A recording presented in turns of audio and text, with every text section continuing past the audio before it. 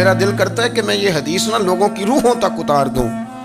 حضور فرماتے ہیں میں نے جس کے سامنے دین پیش کیا اس نے دلیل مانگی، وہ بھی کوئی اپنا ہے جو اپنوں سے دلیلیں مانگے، وضاحتیں مانگے، یہ کیسے تھا تو وہ کیسے تھا تو یہ چیز کدھر سے آئی تو وہ کدھر گئی۔ آپ اپنوں سے دلیلیں مانگ رہے ہیں، آپ اپنوں کو کٹہروں میں کھڑا کیا ہے۔ حضور یہ نہیں فرماتے کہ دلیل تھی کوئی نہیں، فرمایا جس نے مانگی میں نے دی دلیل، اور لوگ دلیل دیکھ کے مسلمان ہوئے۔ حضور فرماتے ہیں لوگوں سنو یہ میرا ابو بکر ہے، میں نے اسے کہا کلمہ پڑھ لے، اس نے دلیل ہی کوئی نہیں مانگی، فوراً ہی کلمہ پڑھ کے مسلمان۔ یہ اعزاز ہے۔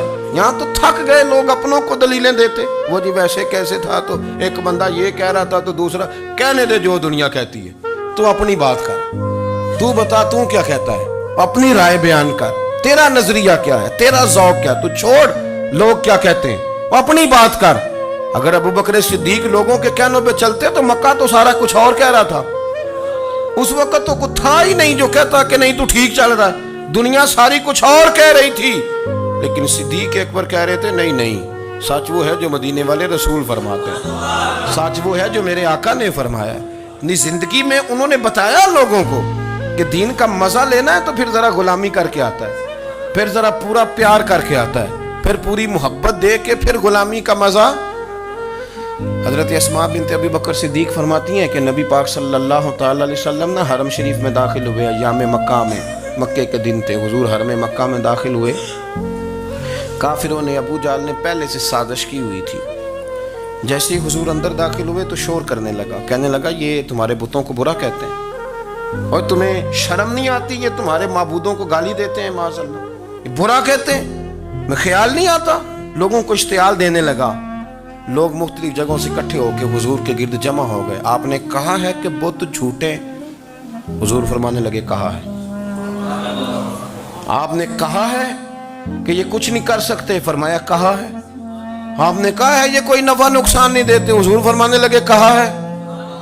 رسول کائنات صلی اللہ علیہ وسلم سے جو سوال پوچھا حضور نے بیان کیا، چاروں جانب سے وہ نبی کریم پر ٹوٹ پڑے، معاذ اللہ، مارنے لگے۔ حضرت صدیق اکبر گھر میں بیٹھے کھانا کھا رہے تھے، کسی نے کہا ابو بکر وہ تو حرم میں حضور کو مار رہے ہیں، نہ سر پہ ٹوپی نہ پیروں میں جوتا۔ ابو بکر دوڑے، سر پٹ دوڑے، بھاگے۔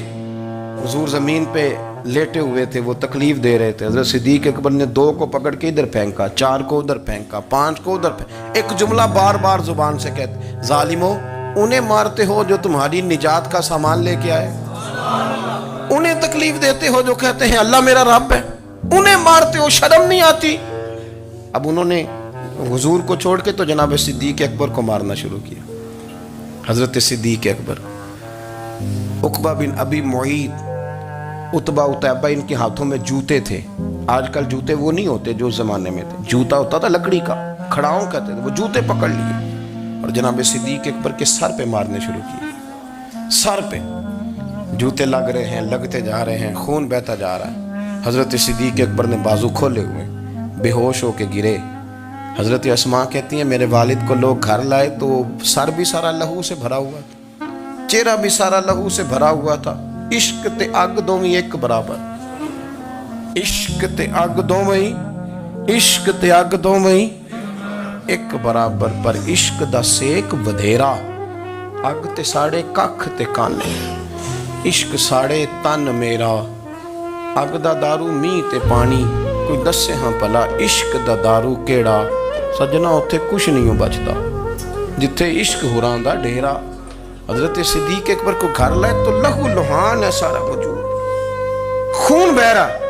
جناب اسماء کہتی ہے میں نے سر پہ ہاتھ رکھا، دیکھوں کہاں کہاں میرے والد کو، میں رو رہی ہوں، میں نے سر پہ ہاتھ رکھا تو کہتی ہیں بال بھی میرے ہاتھ میں آ گئے اور سر سے چمڑی بھی اتر کے میرے ہاتھ میں آ گئی، گوشت بھی سر سے اترنے لگا، سارا سر ان کا مار مار کے انہوں نے نازک بنا دیا، نرم کر دیا۔ آپ فرماتی ہیں وہ بے ہوش تھے، ہم ان کے منہ میں دودھ ڈالتے تھے، لیکن وہ جب بھی آنکھ کھولتے تھے تو زبان پر ایک ہی لفظ تھا، ظالمو انہیں مارتے ہو جو تمہیں کہتے ہیں میں اللہ کا رسول بن کے آیا، انہیں مارتے ہو۔ اس ترتیب سے رسول اللہ کی غلامی کی، اس رنگ میں نبی پاک سے پیار کیا، نبی پاک کے حصے کے زخم اپنے سینے اور دل پر برداشت کیے، اس لیے تو میرے کریم نے فرمایا تھا لوگوں سن لو میرے ساتھ جس نے بھی نیکی کی میں نے بدلہ دے دیا ہے. میں نے ابو بکر کو نہیں دیا.